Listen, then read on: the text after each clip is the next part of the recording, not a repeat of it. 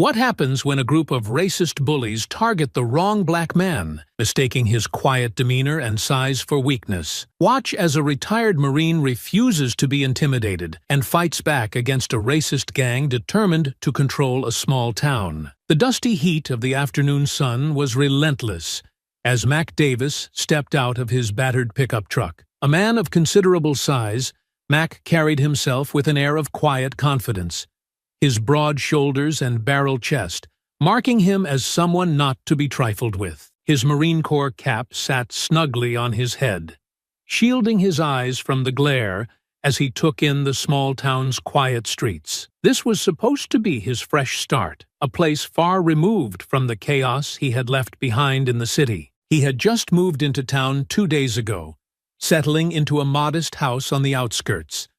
His plan was simple: teach fitness at the community center, enjoy the peace, and let life slow down for once. But as Mac walked toward the diner at the edge of town, he couldn't ignore the subtle stares from passers-by. They weren't overtly hostile, but they lingered too long, their curiosity thinly veiling judgment. The diner itself was a relic of the past, with its neon open sign flickering against the backdrop of sun-bleached walls. Inside, it smelled of fried food and coffee, a mix that should have been comforting but felt oddly tense. Mac slid into a booth near the window, appreciating the quiet. The waitress, a middle-aged woman with tired eyes, approached cautiously, her smile polite but wary. "Coffee?" she asked, her pen poised over a notepad. "Please," Mac replied, his deep voice calm and steady.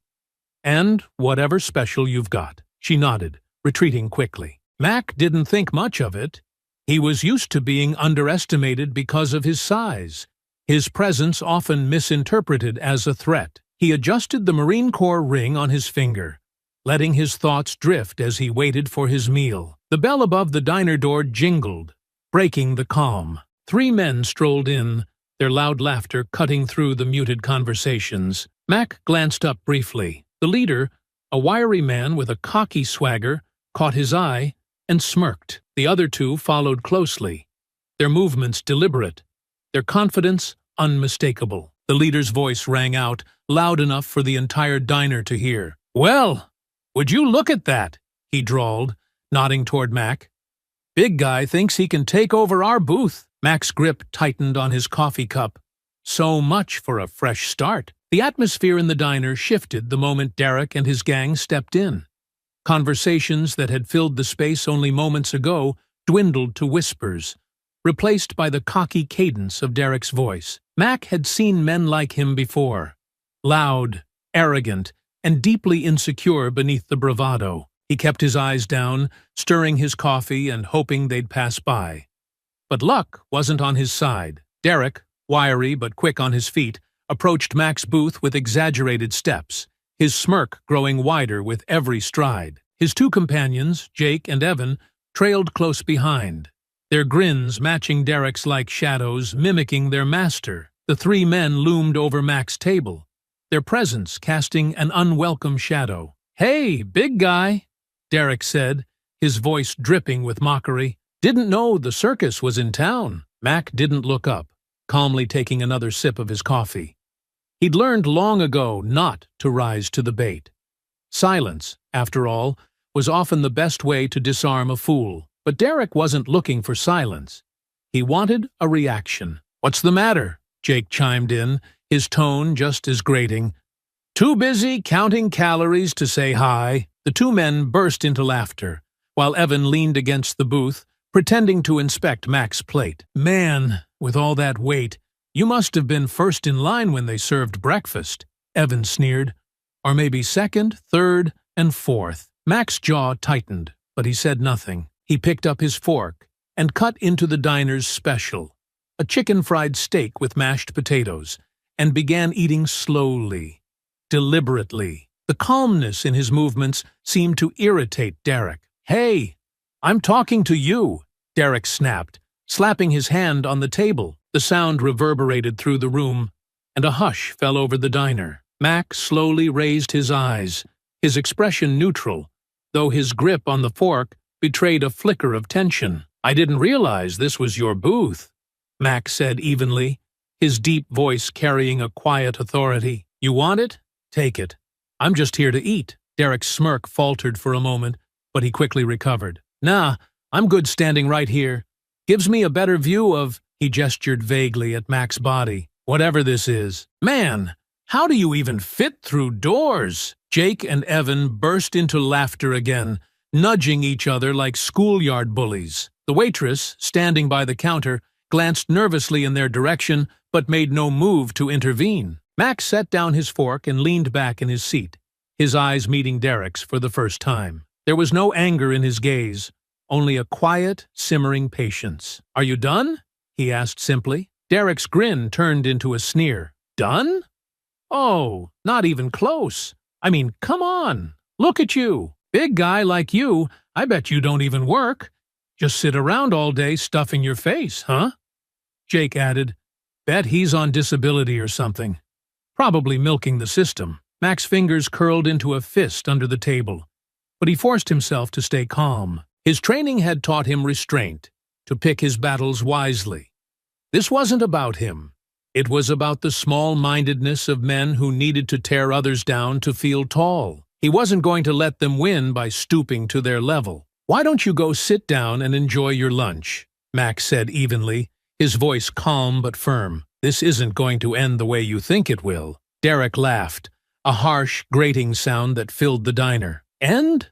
What's that supposed to mean? You threatening me, fat boy? Jake and Evan stepped closer, their grins fading into something more predatory. The air in the diner felt heavier now, charged with tension. A few patrons shifted in their seats, watching the scene unfold but doing nothing to intervene. The waitress disappeared into the kitchen, leaving Mac alone with the gang. Derek leaned in, his face inches from Mac's.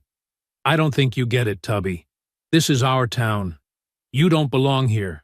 So why don't you finish your meal, waddle on out, and never come back? Mac didn't flinch. His voice was steady, his words measured. I belong wherever I decide to be, and I'm not going anywhere. For a moment, the diner was silent, the weight of Mac's words hanging in the air. Derek's smirk faltered again, and he took a small step back, as if surprised by the confidence radiating from the man before him.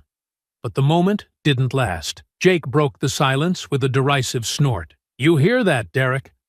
Big guy's got a backbone. Let's see if it can hold up his weight. The laughter started again, louder this time, more aggressive. Mac's patience was wearing thin. He glanced at his plate, then at Derek and his crew, calculating his next move. This wasn't over.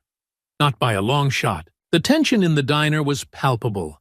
Every patron acutely aware of the unfolding confrontation, but unwilling to intervene. Derek stepped back just enough to survey the room, as if soaking in the silent approval of his audience. He turned his attention back to Mac, smirking as he tapped a finger on the table. You're new around here, aren't you? Derek asked, his voice dropping into a mockingly friendly tone. See? We don't get many like you in this town. Mac kept his gaze steady. Like me? He asked, his tone calm but edged with steel. Derek's smirk widened, his eyes scanning Mac from head to toe. Yeah, you know, big city types. Real different. You stand out. Don't take it the wrong way, though. It's just that people like you don't really, fit in around here. Jake leaned against the booth, crossing his arms with a smug grin. He means black. Don't worry, man. We'll spell it out for you if it's too hard to follow. Evan snickered, adding, yeah, folks like you don't last long here. They always seem to pack up and leave real quick. Wonder why that is. The room felt smaller now, the walls closing in as their words hung in the air. Mac's grip on the edge of the table tightened, his knuckles whitening. He knew this wasn't about him personally. It never was. Men like Derek thrived on making others feel unwelcome, on reinforcing the idea that they had ownership over spaces that didn't belong to them. Mac let the silence linger, his calm demeanor unshaken. You're real brave with 3 of you and a crowd to cheer you on, he said finally, his voice low, but cutting through the room like a blade. Is this what you do for fun? Drive people out because you can't handle the thought of someone different? Derek's grin twisted into something darker. Nah, we just like keeping our town clean. Know what I mean? Can't have people like you lowering property values. Jake laughed loudly at that, slapping Derek on the back. Derek's doing this town a service. Call him a community leader. Evan, emboldened by their laughter, jabbed a finger toward Mac. Bet you don't even work. You probably came here looking for handouts. Let me guess. Disability checks? Food stamps? Maybe a little Section 8? Mac clenched his jaw but stayed seated, refusing to rise to their bait. His calm unnerved them, even if they didn't show it. Men like Derek wanted chaos. They thrived on it. They wanted him to explode, to give them an excuse to escalate. He wasn't going to give them that satisfaction. You don't know a thing about me, Mac said, his voice steady, his eyes locked on Derek's. But keep talking. You're telling me plenty about yourself. Derek's smirk faltered for a split second before he regained it, leaning closer again. Oh, we know enough. Guys like you don't belong here. You think you can just show up and… what? Pretend you're one of us? Nah. This is our town, our rules, and people who don't like it? Well, they figure it out real quick. Jake nodded in agreement. Yeah, we make sure of it.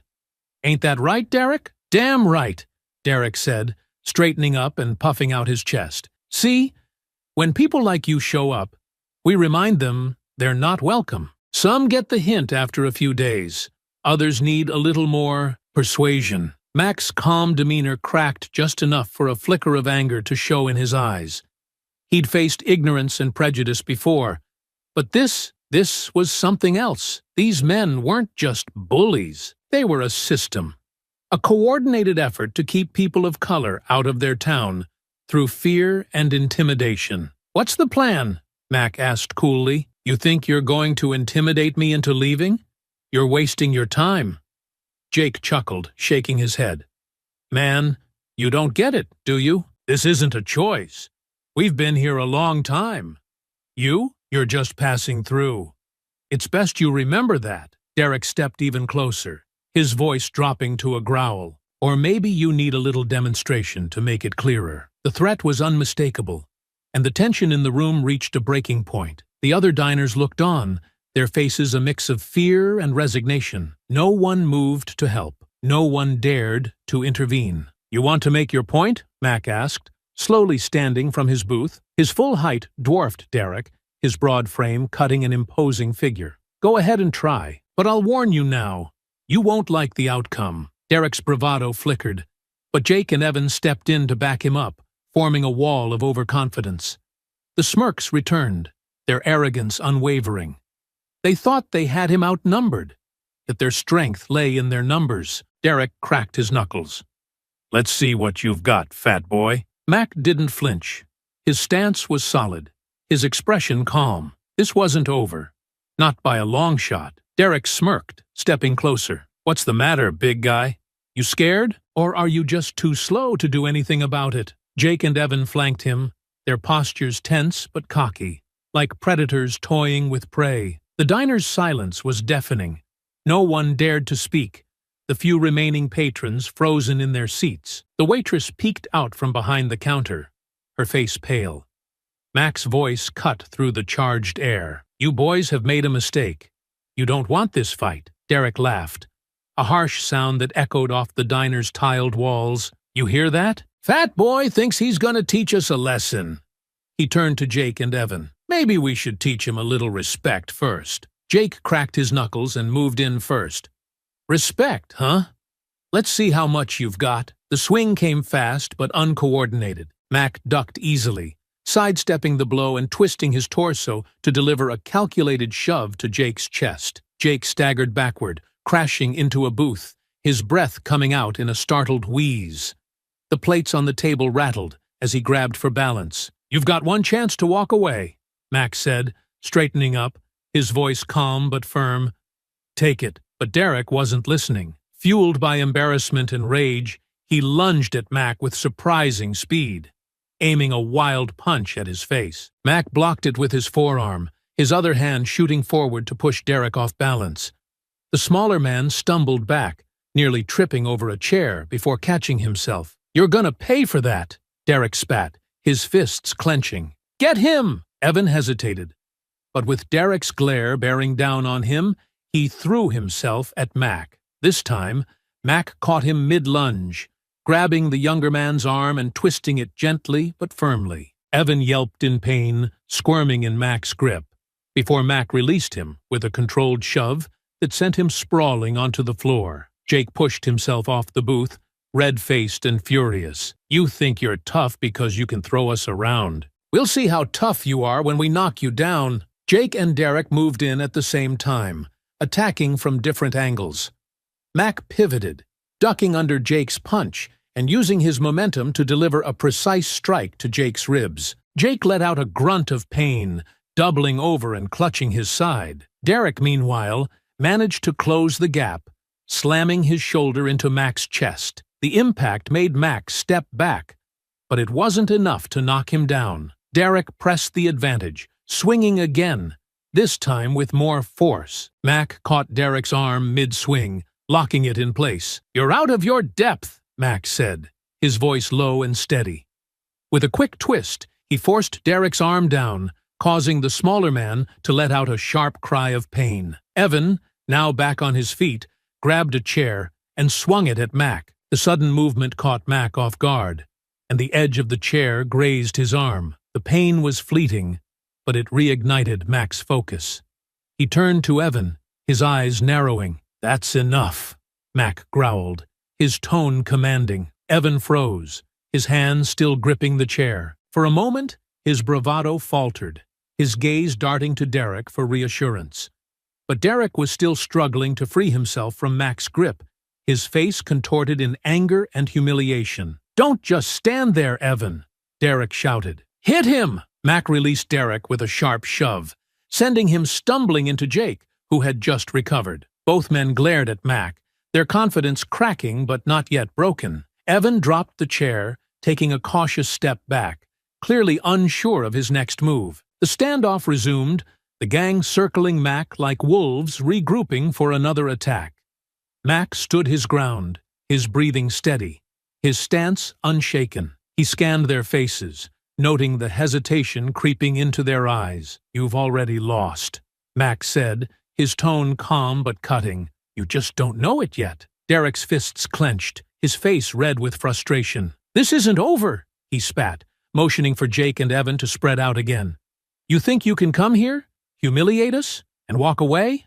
Not in our town." Mac's expression didn't change. "You've got one more chance. Walk away now, or you'll regret it." The tension was suffocating, the diner's silence broken only by the faint clatter of a fork hitting the floor. Derek's sneer faltered for just a moment, his resolve wavering as he took in Mac's unshaken confidence. But his pride wouldn't let him back down. "Get him!" he growled, his voice low and venomous. Mac shifted his weight slightly, bracing himself as the three men prepared to charge again. The fight wasn't over. Not yet. Derek's grip on his pride, however, was slipping fast. His face twisted in frustration as he barked, "Get him!" His voice carried a venomous edge, but behind it was the unmistakable tremor of fear.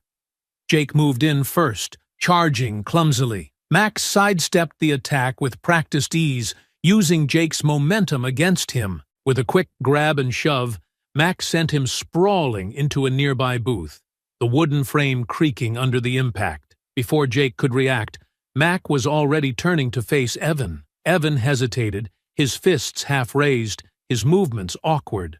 But Derek's angry shout propelled him forward. "Don't just stand there, you idiot!" Derek snapped. Evan lunged, his aim desperate and uncoordinated. Mac intercepted him mid-swing, gripping his arm firmly. With a fluid motion, Mac twisted and redirected Evan into the side of a table. Plates and glasses clattered to the floor as Evan let out a yelp, clutching his ribs. Derek's fury boiled over.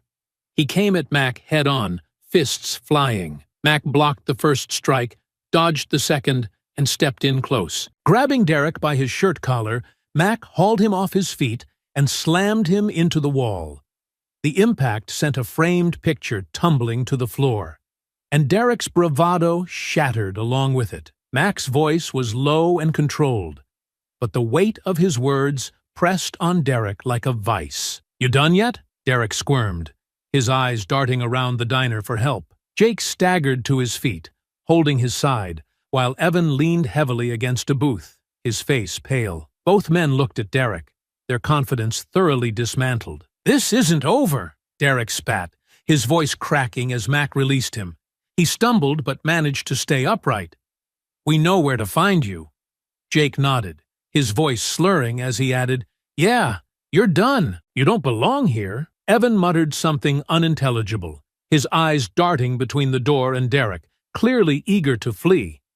Derek glared at Mac one last time, his trembling hand pointing at him like a curse. "You'll regret this. You'll see." The gang turned and bolted for the door, their retreat clumsy and disorganized. Derek shoved the door open, and the bell jingled violently as they stumbled outside. "We'll make you pay," Derek shouted over his shoulder before disappearing down the street. Mac stood in the center of the wrecked diner, his breathing steady as the adrenaline coursed through him.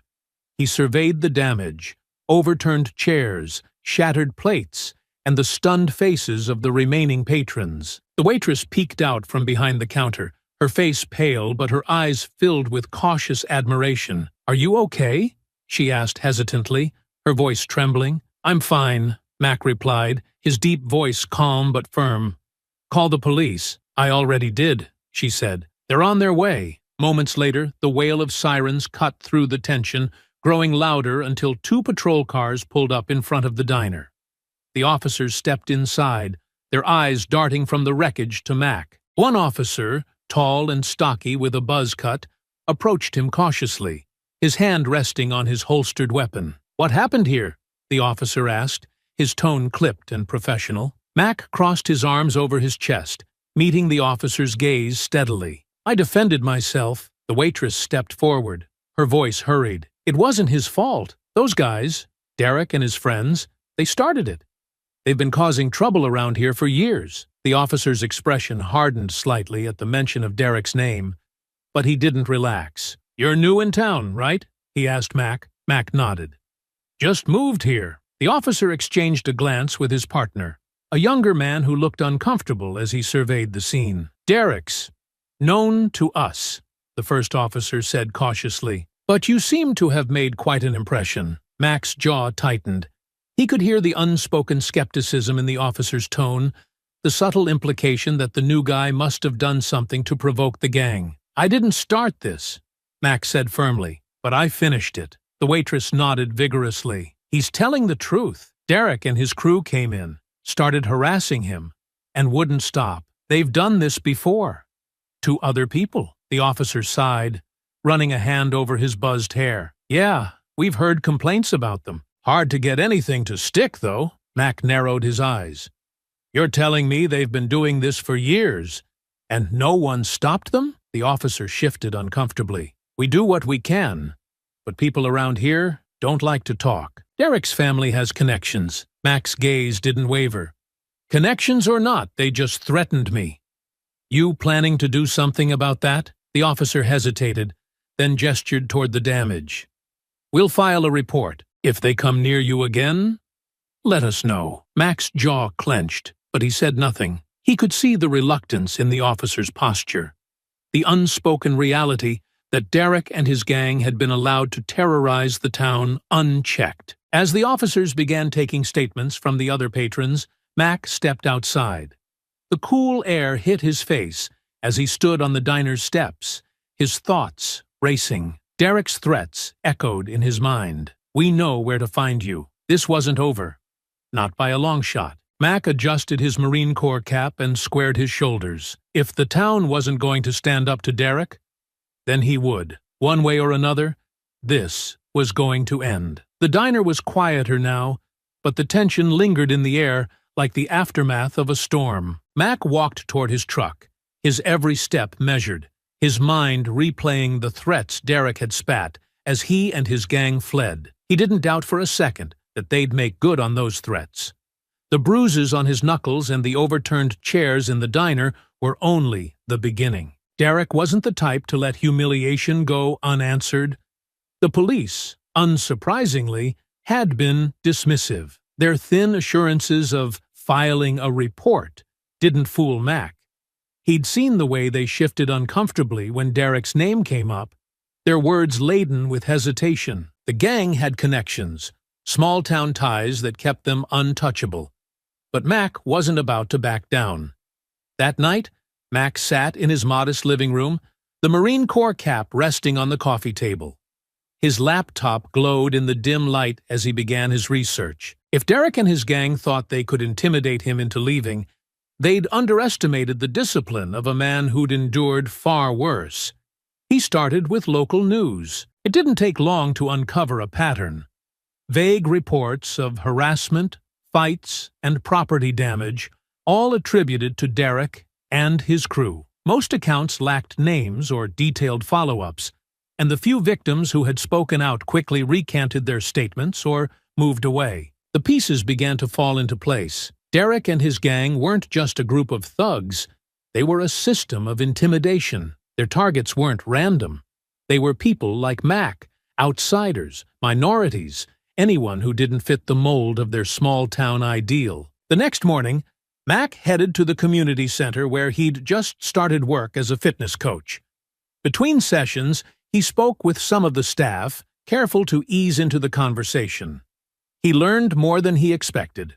One woman, a middle-aged receptionist named Sandra, was quick to warn him. "You're not the first," Sandra said, her voice low as she glanced around the room. "They've been doing this for years, threatening people, vandalizing property. They'll do whatever it takes to make sure folks like us don't get comfortable here." Mac leaned forward, his expression serious. "Why hasn't anyone done anything about it?" Sandra sighed, shaking her head. "People are scared. Derek's uncle is on the town council.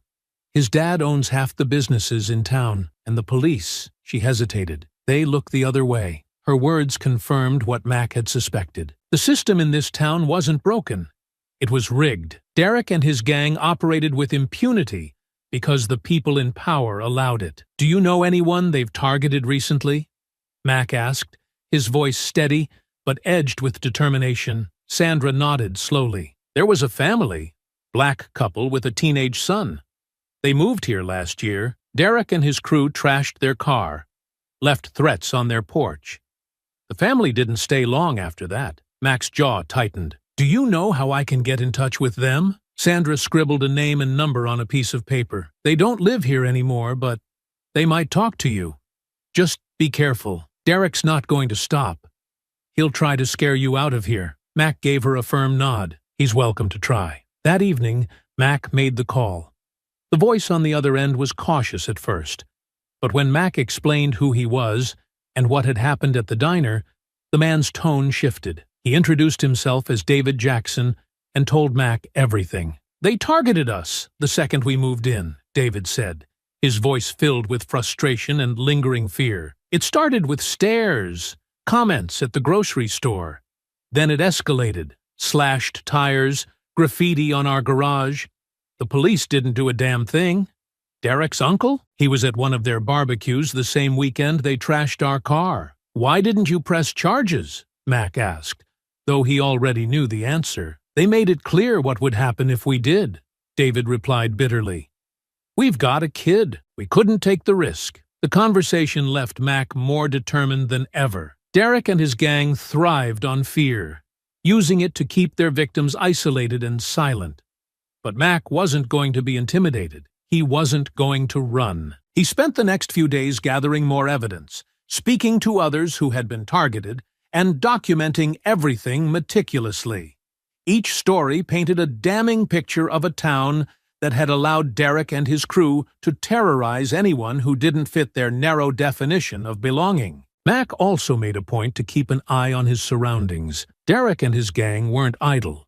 They'd driven by his house twice that week, their loud laughter carrying through the night air. But Mac didn't flinch. If they were going to come for him, he'd be ready. As the days passed, Mac's plan began to take shape. He wasn't just going to defend himself, he was going to dismantle Derek's operation piece by piece, and this time, the town would have no choice but to pay attention. The evening air was crisp as Mac stood in his driveway, The faint glow of the town's streetlights casting long shadows. The past few days had been a whirlwind of whispers, cautious conversations, and pieced-together stories. Derek and his gang weren't just bullies.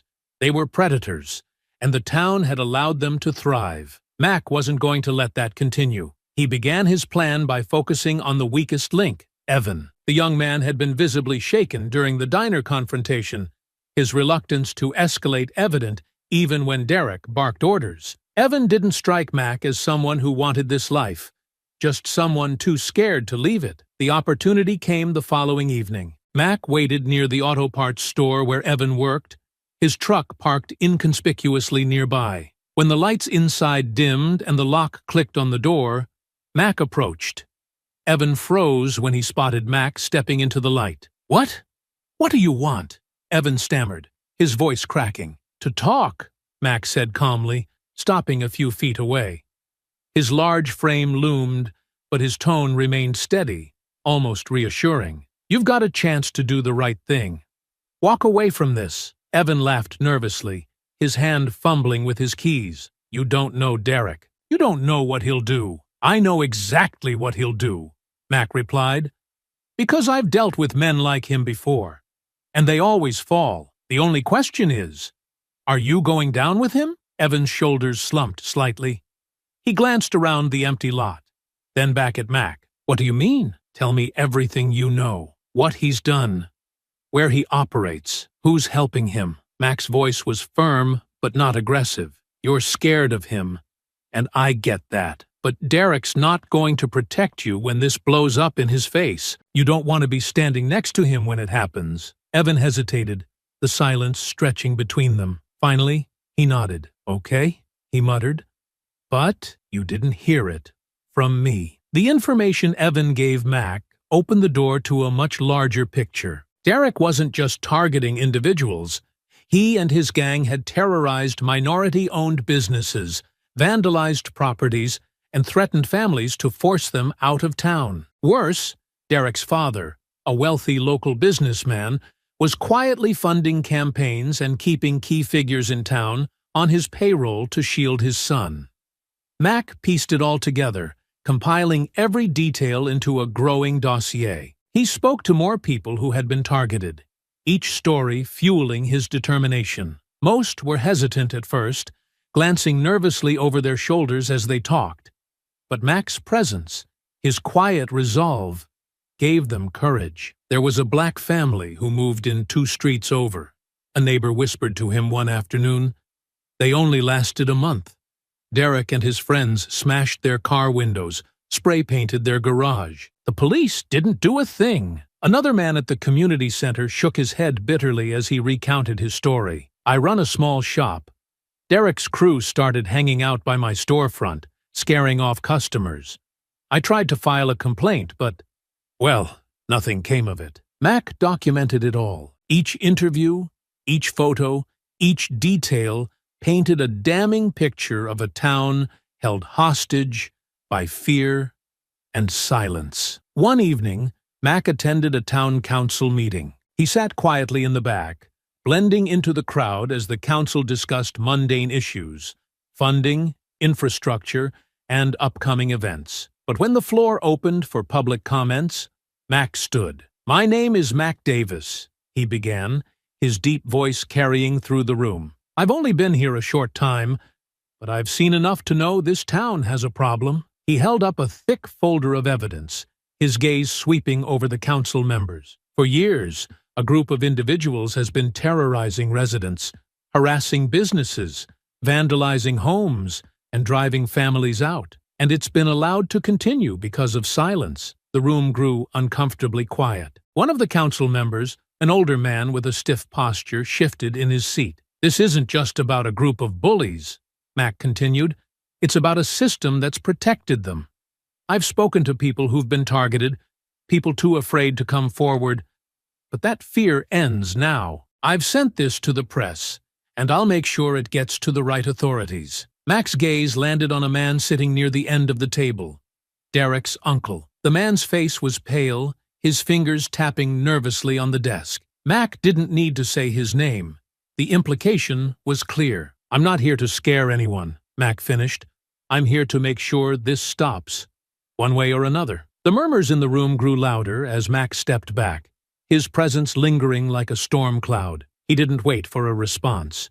He'd said what needed to be said. The next night, as Mac stepped out of his truck in his driveway, headlights appeared down the street. A familiar car screeched to a halt, and Derek, Jake, and Evan spilled out, their faces twisted with anger. "You think you're smart?"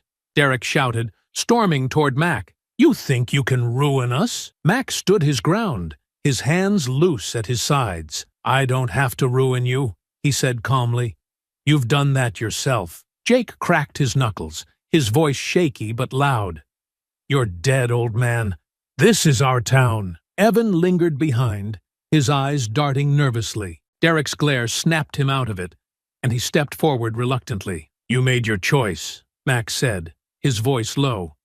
"And now, you're going to deal with the consequences." The three of them edged closer, their aggression barely masking their fear. Mac squared his shoulders, ready for whatever came next. The night air felt heavier as Derek, Jake, and Evan advanced toward Mac, their faces twisted with anger. The tension in the quiet street was almost palpable, the glow of the headlights casting flickering shadows that danced across the ground. Mac stood his ground, his expression calm, his shoulders squared. He'd faced worse than this before, but something about this encounter felt personal. "You think you can embarrass us and just walk away?"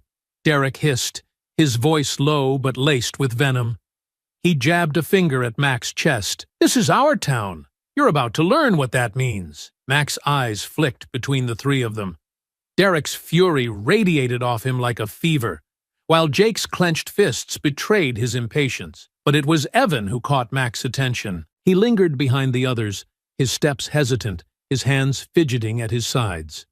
There was fear in his eyes, not the same bravado-fueled rage as Derek and Jake, but a genuine uncertainty about what was about to happen. "You don't have to do this," Mac said, addressing Evan directly. His voice was steady, carrying a weight of authority. "Walk away now, and you won't regret it." Evan's lips parted as if to reply, but Derek's glare silenced him. "Don't listen to him," Derek snapped. "He's bluffing. He's nothing." Jake surged forward first, his boots slamming against the pavement as he closed the distance. His punch came wide and fast, aiming straight for Mac's jaw. But Mac was ready. He sidestepped the swing with practiced ease, grabbing Jake's wrist and twisting it sharply. Jake cried out, his body twisting involuntarily, as Mac forced him off balance and sent him tumbling to the ground with a shove. Derek lunged next, aiming low in an attempt to tackle Mac.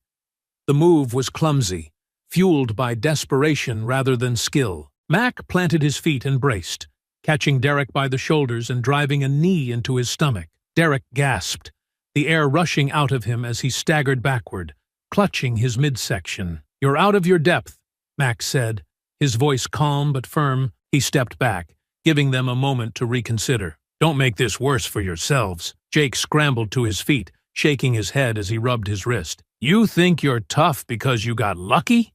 he spat. "We'll see how tough you are when we're done with you." Evan took another step back, his eyes darting nervously between Mac and Derek. Maybe we should just leave," he muttered, his voice barely audible. "What did you say?"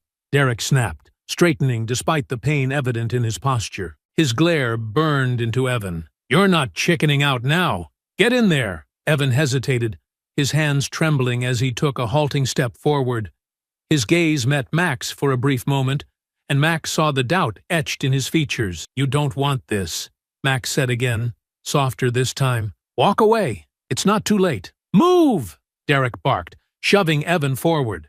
But Evan froze, his body refusing to follow orders. His hesitation gave Jake the opening he needed to rush Mac again. This time, his attack was more coordinated, his fists aiming low to avoid Mac's guard. Mac shifted, blocking the blows with his forearms, but Jake's momentum drove them closer to the side of the truck. Mac countered with a sharp elbow to Jake's ribs, forcing him to recoil with a grunt. Before Jake could recover, Mac grabbed him by the shirt and drove him backward into the side of the truck.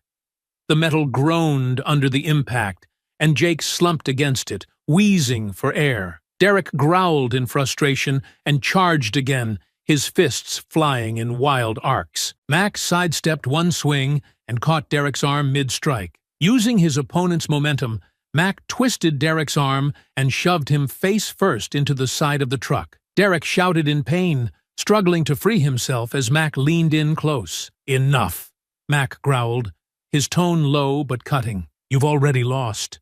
Stop before this gets worse." But Derek wasn't ready to admit defeat. He shoved backward with all his strength, breaking free of Mac's hold and spinning around. "You think this is over?" Derek spat, his face red with fury. "We'll show you what happens when you mess with us." Evan remained frozen a few feet away, his hands half raised in an indecisive gesture. "Guys, maybe we should just—" "Shut up, Evan!" Derek barked, his glare snapping to his youngest accomplice. "If you're too scared, just stay out of the way." Jake groaned, pushing himself off the truck and clutching his side. "We're not done yet," he muttered, his voice low but defiant. The fight paused momentarily, the air thick with tension as the gang regrouped. Mac stood in the center, his breathing steady, his eyes scanning their movements. He could see Derek's pride battling with his survival instincts, his fists clenched tightly as he debated his next move. "This is your last chance," Mac said, his voice carrying the weight of finality. "Walk away." Derek wiped the corner of his mouth, his lips curling into a snarl. "Not a chance." And with that, the fight reignited. Derek surged forward with renewed desperation, his movements reckless but filled with fury. Jake flanked him, clutching his ribs but forcing himself upright. Their combined charge forced Mac to shift quickly, his body moving with the precision of someone who'd faced far worse adversaries. Derek swung first,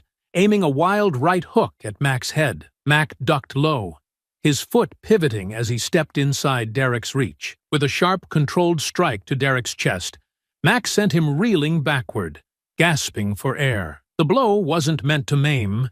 It was calculated to remind Derek who he was dealing with. Jake capitalized on the opening, rushing in from the side. This time, he was smarter, aiming low with a driving punch toward Mac's gut. But Mac anticipated the move, sidestepping and catching Jake's wrist mid-swing. With a powerful twist, Mac forced Jake to his knees, eliciting a pained grunt. "You're too predictable," Mac said, his voice calm yet cutting. Jake squirmed, trying to pull free, but Mac shoved him away with a calculated push. Jake tumbled into a parked car, the impact rattling the vehicle. He slumped to the ground, groaning, his earlier bravado completely gone. Derek recovered enough to grab a metal pipe lying near the truck.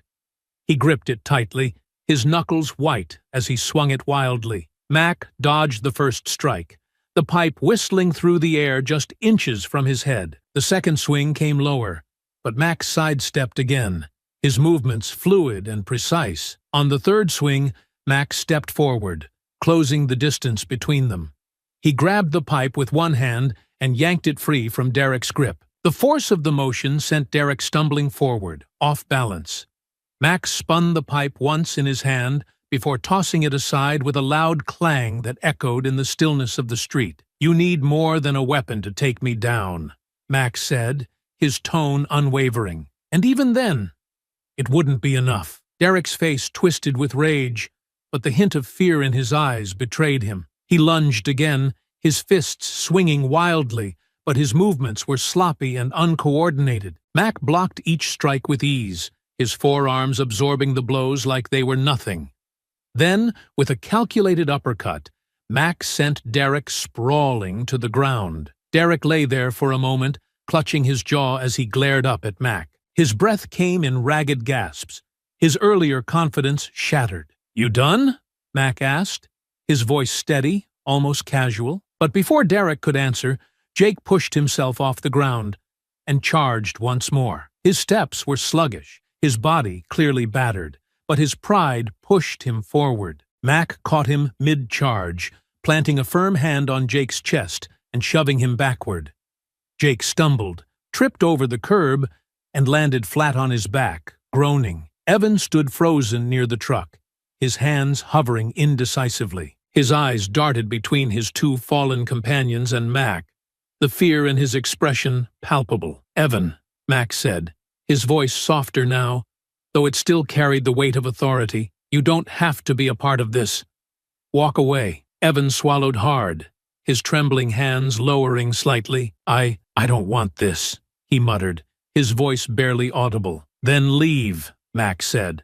"Now." Evan hesitated for only a moment longer before nodding.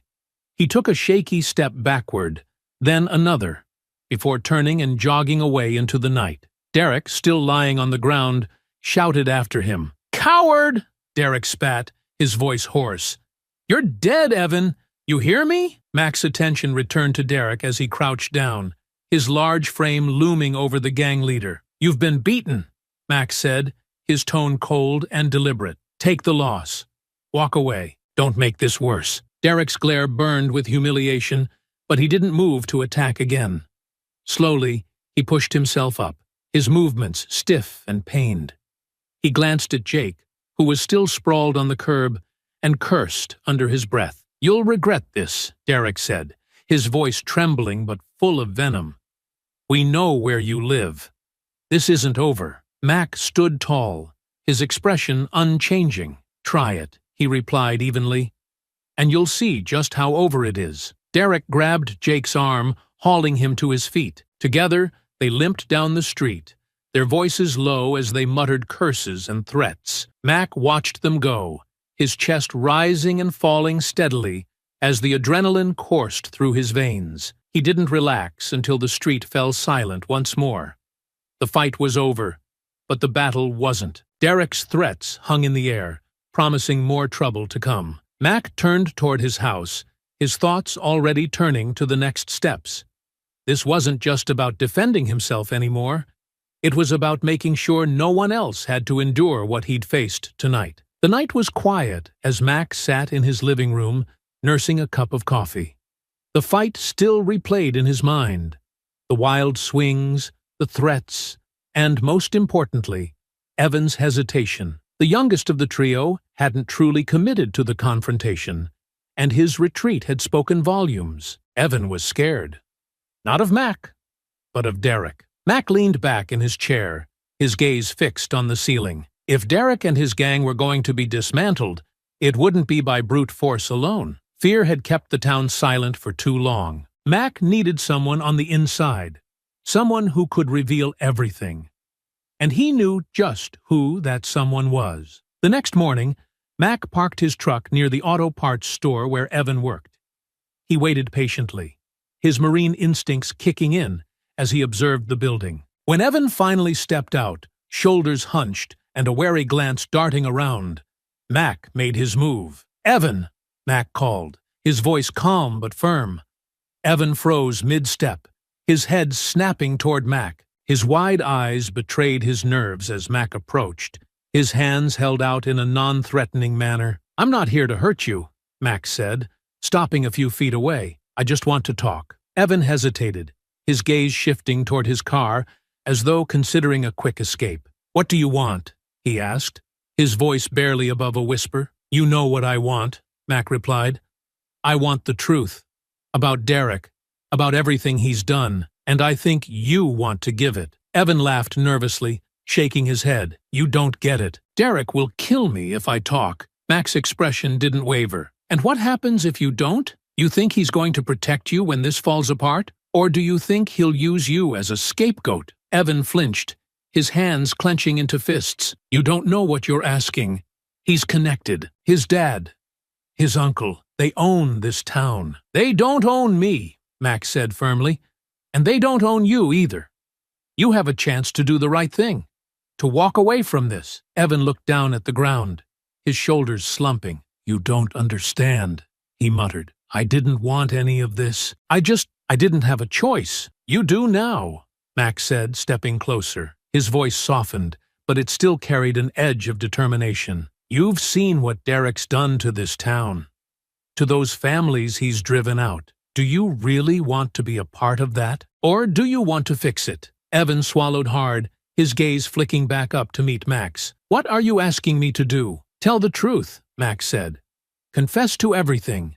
Work with me to bring him down." Evan hesitated, his body trembling as he wrestled with the weight of the decision. Max stayed silent, giving him the space he needed to think. Finally, Evan nodded. "Okay," he whispered. "But if I do this, you have to promise me he won't come after me." "You have my word," Max said. "You're doing the right thing." Later that evening, Evan sat nervously at Max's dining table, his hands gripping a cup of coffee as though it were a lifeline. Max sat across from him, a recorder placed between them. "Just start from the beginning," Max said. "What Derek's done, who's been involved, everything." Evan took a deep breath and began to talk. The words came slowly at first, but once he started, they poured out like a flood. He described how Derek and Jake had recruited him, using intimidation and promises of protection. He detailed the vandalism, the threats, the families they had driven out. He explained how Derek's father and uncle had helped cover up their actions, using their influence to silence complaints and quash investigations. Mac listened intently, his jaw tightening as the full scope of the gang's operation came to light. This wasn't just a group of thugs. It was a network of power and fear, entrenched in every corner of the town. By the time Evan finished, he looked exhausted, his shoulders sagging as though a great weight had been lifted from him. "What now?" he asked quietly. "Now we take this to the right people," Max said. "The press, the authorities, anyone who will listen, and we make sure they can't ignore it." Evan nodded, his expression conflicted but resolute. "Okay, just promise me you'll keep me out of this as much as you can." "I'll do my best," Max said.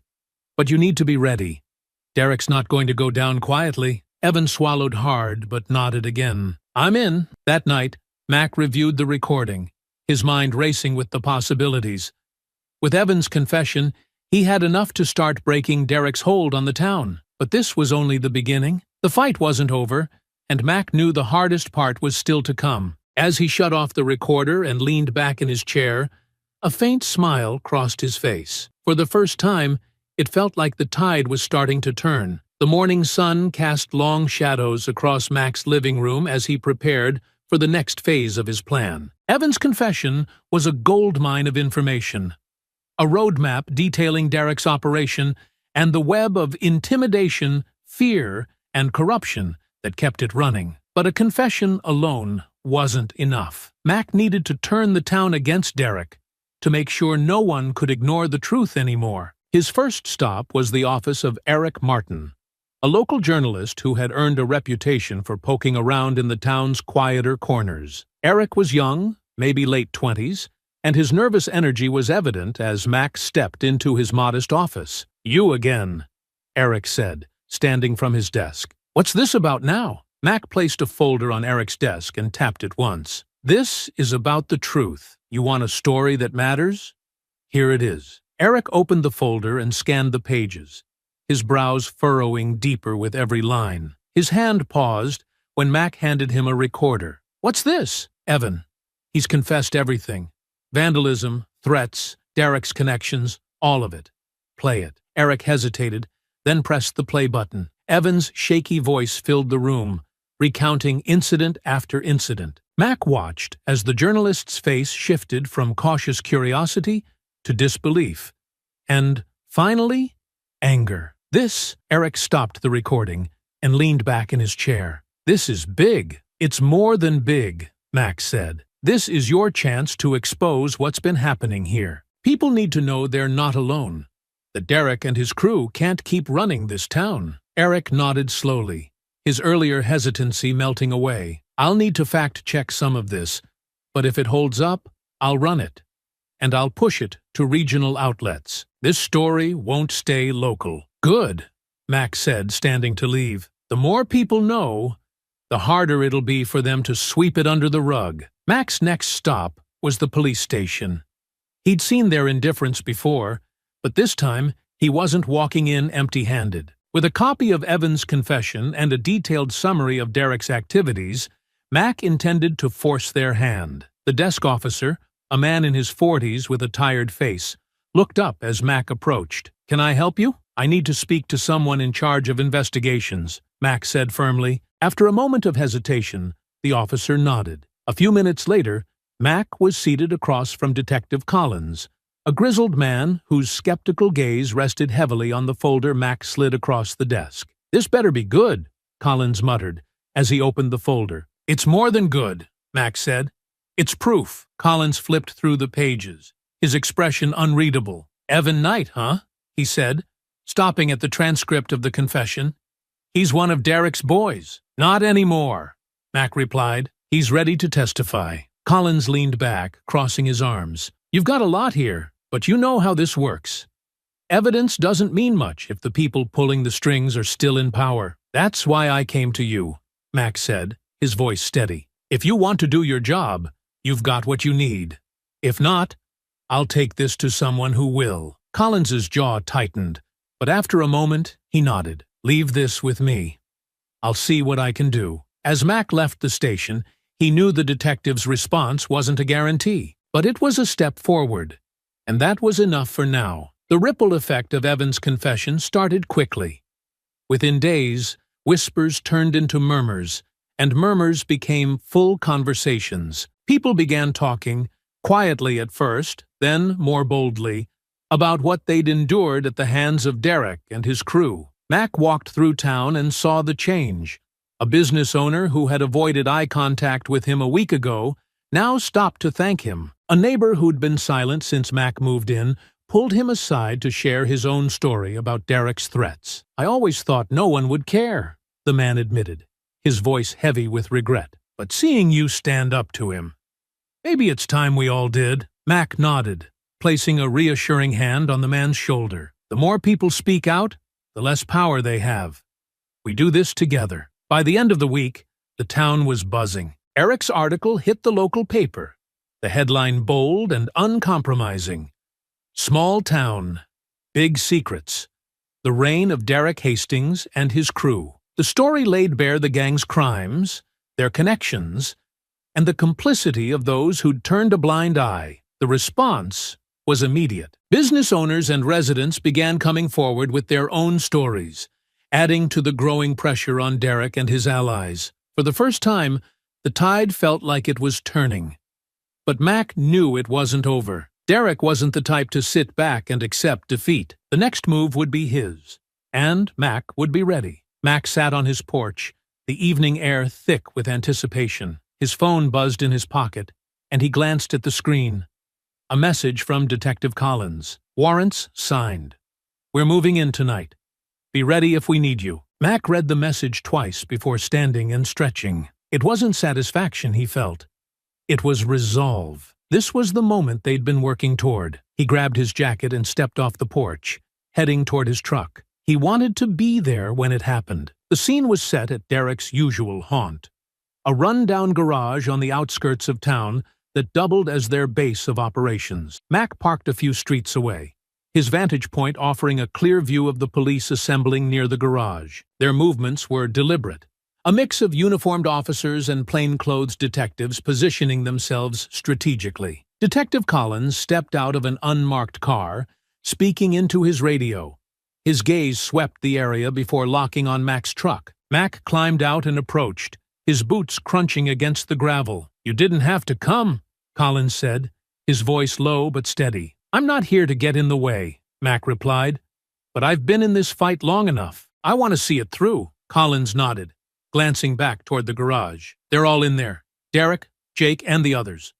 We're going in hard and fast." Mac folded his arms, his sharp eyes fixed on the garage. "Make sure you get them all. No one slips through." Collins didn't reply, but the determination in his expression said enough. He raised his hand, signaling to the officers nearby. The faint hum of radios crackled to life, and the officers moved into position. The first shout came from the front of the garage. "Police! Open up!" The words echoed through the night, punctuated by the heavy pounding of fists against the metal door. Inside, there was a scramble of movement, a crash of overturned furniture, muffled curses, and frantic voices.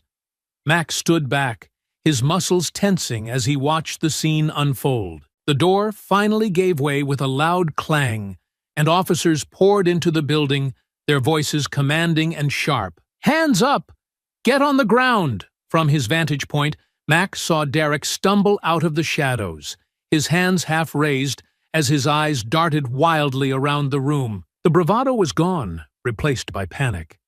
Jake followed, his face pale, his shoulders hunched as he dropped to his knees without resistance. Two other men hesitated, their hands hovering mid-air, before an officer barked another order. "Down! Now!" Mac shifted his stance, watching closely as Derek tried to regain some semblance of control. "You don't know who you're messing with," Derek shouted, his voice cracking as officers moved in to cuff him. "You think this will stick? My dad's already making calls. You're all dead." Collins stepped into the frame, his expression calm but unyielding. "Your dad's not here, Derek, and no one's listening to him anymore." Derek glared at him, his face twisting with rage.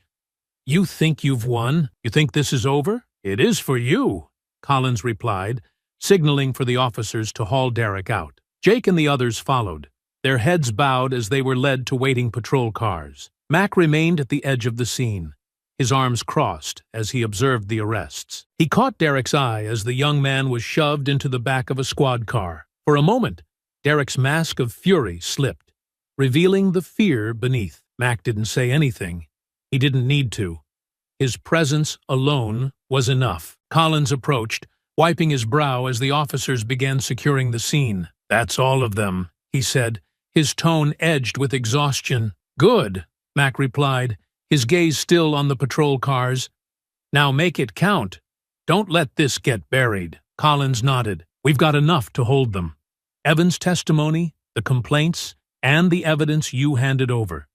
Their family's going to push back hard, but we'll push harder." Mac turned to face him fully. "You've got the whole town watching now. Make sure they see justice." Collins extended a hand, and Mac shook it firmly. "You've done a lot," Collins said. "More than most. I just did what needed to be done," Mac replied. As the patrol cars drove away, their flashing lights cutting through the darkness, Mac let out a slow breath. The arrests were a step forward, but the fight wasn't over. Derek's family still held sway in the town, and there would be fallout. But for now, the tide had turned. Mac walked back to his truck, his mind already turning to the next phase. Derek's reign of terror was over, but Mac wouldn't rest until the entire system that enabled him was dismantled. The sun rose over the town the next morning, bathing the streets in golden light. But for many, the day was anything but ordinary. The arrests of Derek and his gang had sent ripples through the community, and the fallout was immediate. Mac stood at the edge of the diner parking lot, watching the morning crowd shuffle in. Conversations buzzed around him, their tones hushed but urgent. "You hear about Derek?" one man whispered to another as they passed Mac. "They got him, Jake, and 2 others last night." "About time," the other replied. "But his dad's not going to let this slide." Mac crossed his arms, his jaw tightening. He wasn't naive. Derek's family wouldn't just sit back and accept defeat. But he also knew the arrests had given people something they hadn't felt in years: hope. For the first time, the town was seeing that the gang wasn't untouchable. At the police station, Detective Collins was already knee-deep in the chaos. Phone calls from Derek's father's legal team flooded his desk, each one more aggressive than the last. Collins barely looked up when Mac entered the room. "You've stirred up quite the hornet's nest," Collins said, gesturing for Mac to sit. "Good," Mac replied, lowering himself into the chair. "The more noise they make, the guiltier they look." Collins smirked, though his expression quickly grew serious. "The DA's on board, but we're going to need more to make this stick. Derek's dad is throwing everything he has at this, and the pressure's coming down hard. You've got the confession, the evidence, and witnesses coming forward," Mac said. "What else do you need?" "Support," Collins admitted. "Public opinion matters in cases like this. If the town backs us, it'll be harder for them to wriggle out of it." Mac leaned forward, his hands clasped tightly. "Then you'll get it. People are tired of being afraid." By midday, the town square was alive with activity. Mac stood near the steps of the community center as a crowd began to gather. Eric Martin, the young journalist who'd run the first story on Derek, stood nearby, jotting notes into his notebook. The arrests had only fueled the town's willingness to speak out, And more stories were surfacing. Stories of intimidation, property damage, and blatant threats. A woman in her 60s stepped forward, her voice trembling but strong. For years, they've been tearing this town apart. My shop was vandalized 3 times last year. And every time I went to the police, nothing happened. It's about time someone did something. A man in his 40s nodded in agreement. They slashed my tires when I refused to donate to their so-called fundraisers. I didn't think anyone would ever stand up to them. Mac listened quietly, his presence a steadying force for those speaking. When the murmurs began to quiet, he stepped forward, his deep voice cutting through the crowd. "This isn't just about Derek or his gang," he said, his gaze sweeping over the crowd. "This is about the people who let it happen, the ones who turned a blind eye because it was easier than doing the right thing. That ends now. But it only ends if we keep pushing." There were murmurs of agreement, and Eric scribbled furiously in his notebook. Mac's words weren't just about the past. They were a challenge to the future. Meanwhile, back at Derek's family estate, the Hastings patriarch was livid. Robert Hastings paced his opulent study, his phone glued to his ear as he berated his lawyer. "I don't care what it takes," he barked.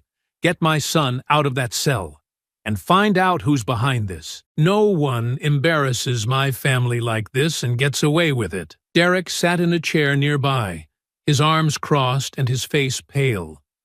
The swagger he'd carried so effortlessly was gone, replaced by unease. "They can't keep us in there," he muttered, more to himself than to his father. "Dad'll fix it." But Robert's threats and bribes were hitting a wall. The growing public pressure, combined with the mounting evidence, was making it harder for even him to manipulate the situation. And for the first time, Derek was beginning to understand that his father's influence might not be enough. By the time evening fell, the town was buzzing with renewed energy. People were talking openly now, their fear replaced by determination. Mac returned to his porch, watching as neighbors walked past with nods of gratitude or quiet smiles. For years, they'd been silenced by fear. Now, their voices were growing louder. Detective Collins arrived just as the streetlights flickered on. He stepped out of his car, his expression weary but resolute. "Thought you'd want an update," he said, joining Mac on the porch. "What's the word?" Mac asked. "We've got Derek and Jake locked up. The other 2 are being processed," Collins said. "The DA's confident, but we're not out of the woods yet. Derek's father is pushing hard." Mac nodded slowly. "Let him push. He'll only dig the hole deeper." Collins smirked faintly, glancing at the quiet street. "You really lit a fire under this town." "They lit it themselves," Mac replied. "I just gave them a reason." Collins clapped him on the shoulder before heading back to his car. Mac stayed on the porch, his gaze fixed on the horizon. The battle wasn't over, but for the first time, it felt like the town had a fighting chance. And he wasn't going to stop until it was won. The tension in the town grew thicker with each passing day. Derek's arrest had shaken the status quo, but the Hastings family wasn't taking it lying down. Rumors spread like wildfire.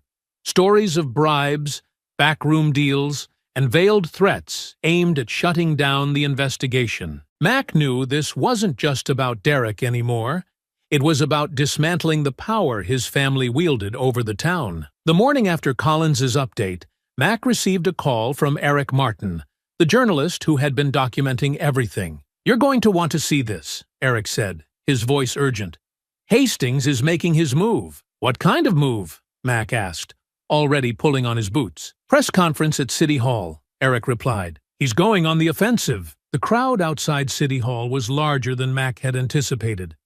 Dozens of reporters, residents, and a few council members gathered around a makeshift podium. At the center of it all stood Robert Hastings, his tailored suit and silver hair gleaming under the midday sun. Flanked by a team of lawyers, he radiated confidence, his posture commanding as he approached the microphone. "Ladies and gentlemen," Robert began, his voice calm but heavy with authority. "This past week has been a shameful display of overreach and baseless accusations. My son, Derek, has been wrongfully accused, and I will not stand idly by while his reputation is dragged through the mud. The crowd murmured, a mix of support and skepticism rippling through the onlookers. Mac stood near the back, his arms crossed, his expression unyielding as he listened. Robert continued, his tone sharpening. These so-called charges are part of a smear campaign orchestrated by outsiders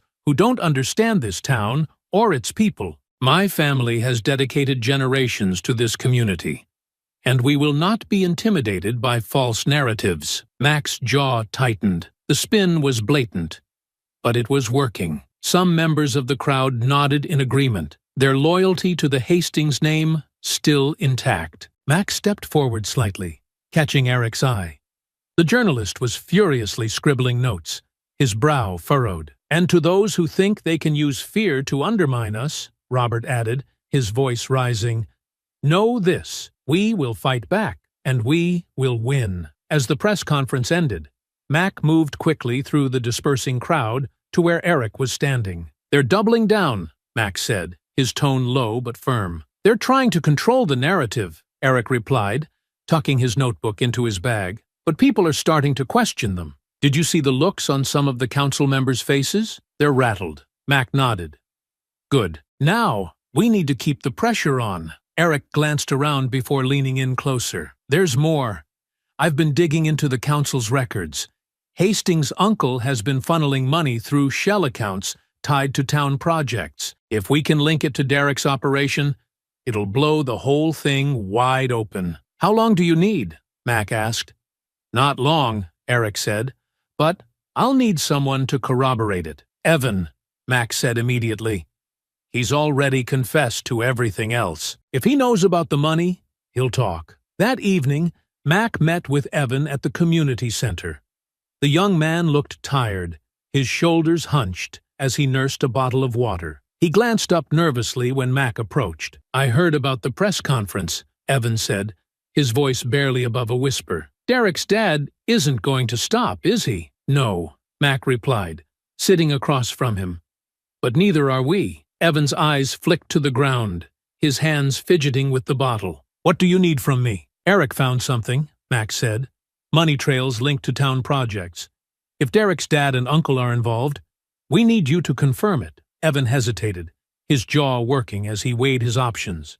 Finally, he nodded. Okay, I'll do it. But if they find out, they won't, Mac assured him. And if they try, they'll have to go through me first. The following morning, Mac sat with Detective Collins in his office at the station. Eric's findings and Evan's corroboration had provided the missing piece they needed. Collins looked over the documents spread across his desk, his expression grim. This changes things, Collins said finally. If we can prove the money trail ties back to Robert Hastings, it's not just Derek on the line, it's the whole family. So what's the move? Mac asked. We bring this to the DA, Collins replied, and then we go public. Mac nodded, his determination unwavering. Let's finish this. By the afternoon, the town was abuzz again, but this time the tide was turning even further. Eric's latest article exposed the financial corruption, naming names and pointing directly at Robert and his brother.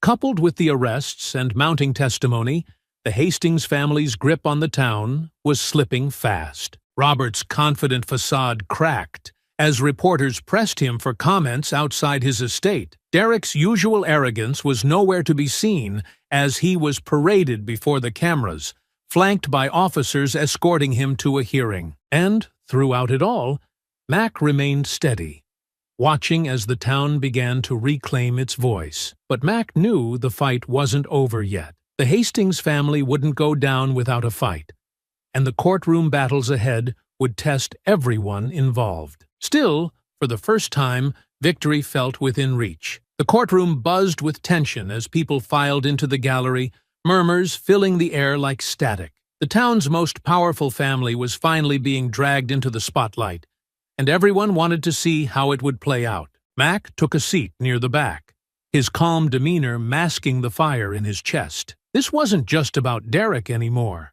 This was about sending a message to the Hastings family and everyone who had enabled their reign of terror. At the front of the courtroom, Derek sat flanked by his high-powered defense attorneys, his smug expression barely masking his unease. Robert Hastings sat nearby, his usual commanding presence diminished by the gravity of the charges his son now faced. To Mac, they looked smaller than they ever had.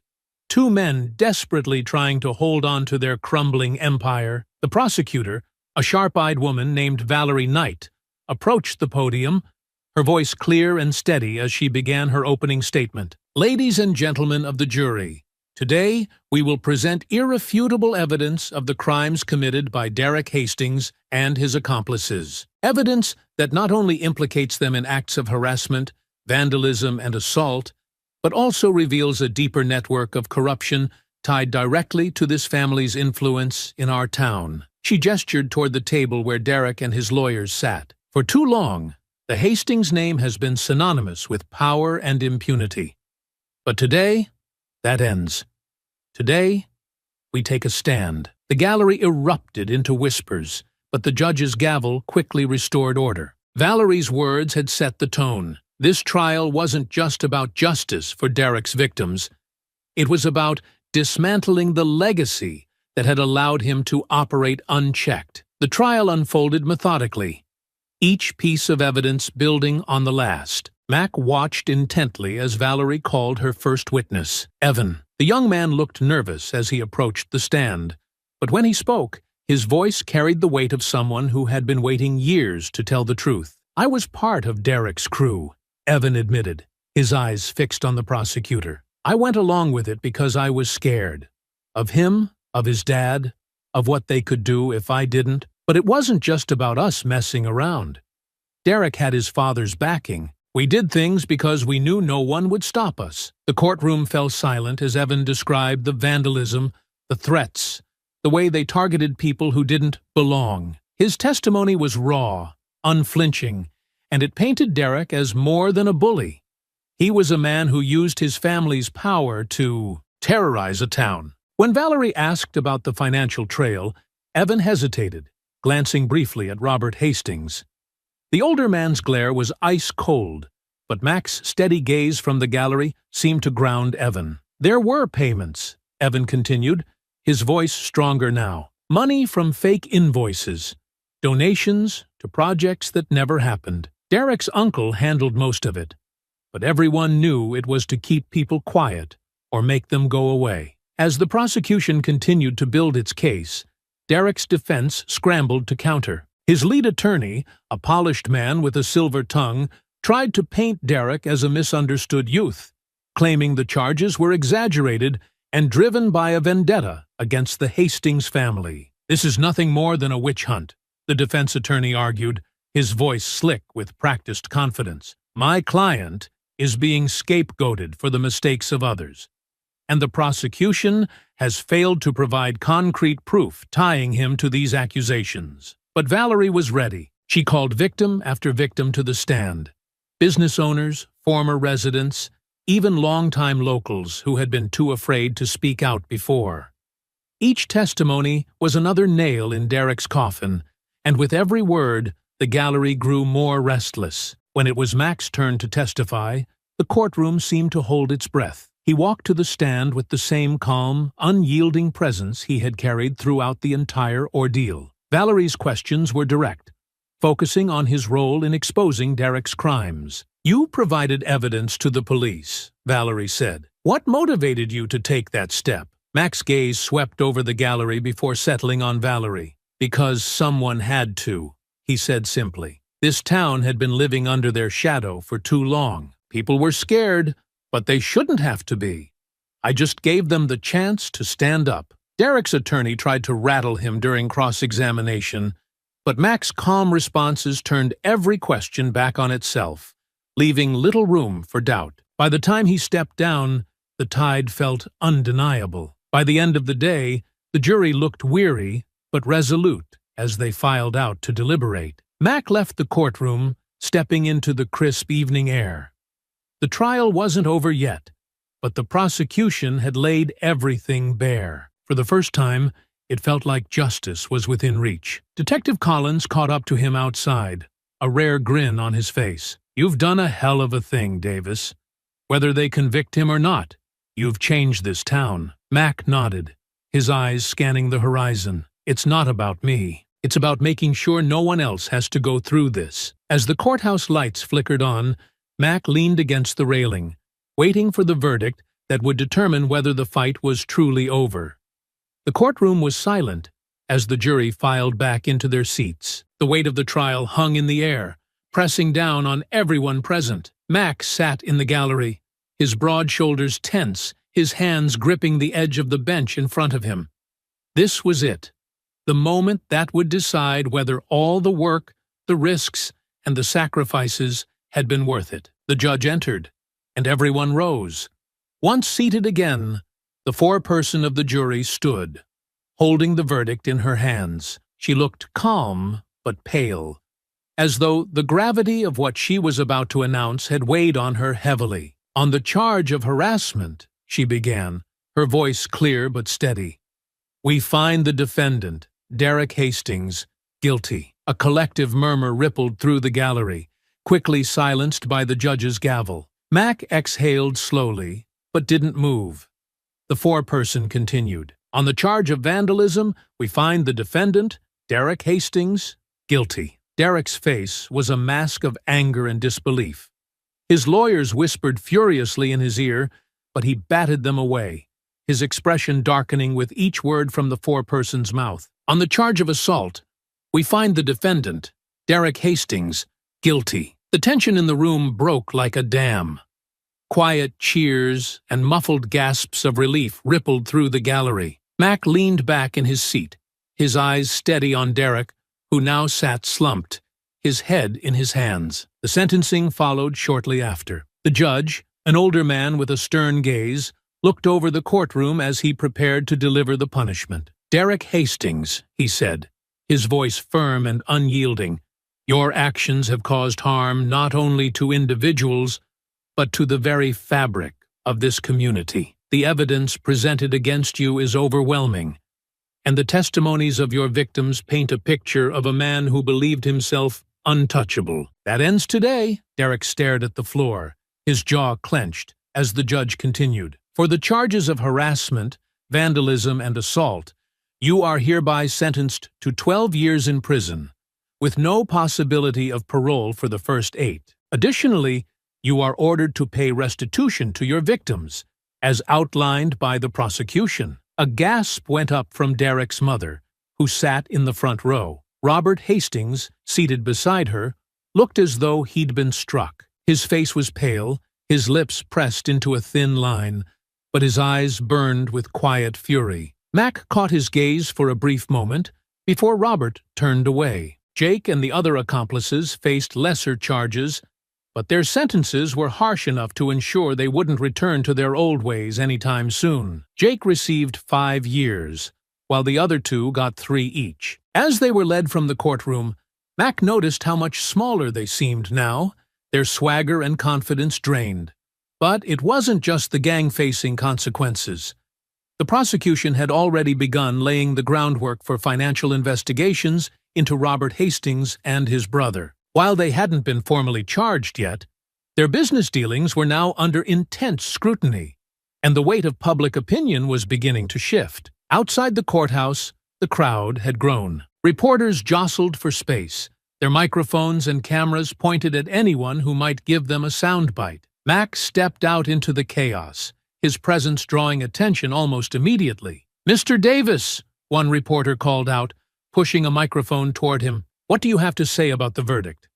Mac paused, his expression calm but resolute. "Justice was served today," he said simply. "But this isn't just about one man or one trial. It's about making sure no one else has to live in fear in this town. And we're not done yet." The reporters peppered him with more questions, but Mac pushed through the crowd, his focus on the people who mattered most. A group of business owners and residents who had come to support the trial stood near the courthouse steps, their faces a mix of relief and determination. "You did it," Sandra said, stepping forward. Her smile was small but genuine. "You gave this town a chance to fight back." "We all did," Mac replied. "This was never about just me." As the crowd began to disperse, Mac felt a hand on his shoulder. He turned to see Detective Collins, his usual gruff demeanor softened by the faintest hint of a smile. "Not bad, Davis," Collins said. "Not bad at all." "It's not over," Mac replied, his tone even. "The Hastings family still has a lot to answer for." Collins nodded. "True. But today was a start. You should take a minute to enjoy it." Mac gave a small nod, though he knew there was still work to be done. The Hastings family's influence might be weakened, but it wasn't gone. Still, for the first time, the town had hope. And that was enough. That night, Mac sat on his porch, the stars overhead shining brighter than they had in weeks. The fight wasn't over, but the battle had been won. For the first time, the town felt like a place worth fighting for. And as long as there was work to be done, Mac knew he'd be there to see it through. The days following the trial were quieter than Mac expected. The town had changed, though not entirely. It was more like a wound that had started to heal. Derek and his crew were behind bars, and the Hastings family's influence was under a spotlight it couldn't avoid. People moved differently now. There was still caution, but there was also something else: hope. Mac stood in the community center's small gym, resetting a bench after finishing his routine. Across the room, Sandra and a few others chatted near the bulletin board, their voices lighter than he'd ever heard them. Notices for town meetings, small business fairs, and even a celebration of resilience event peppered the board. A far cry from the fear and silence that had once stifled this place. Sandra approached as Mac wiped his hands on a towel. "You're staying, aren't you?" she asked, her tone casual, but the question carried weight. Mac looked at her, then glanced around the room. He had thought about leaving. After all, he'd come here as an outsider, and now that the fight against Derek and his family was over, or at least well underway, he had no obligation to stay. But seeing the town rebuild itself, seeing people finding their voices again, made it hard to walk away. "Yeah," he said finally, his deep voice steady. "I think I'll stick around." Sandra smiled, the kind that reached her eyes. "Good. We need people like you." Mac didn't respond.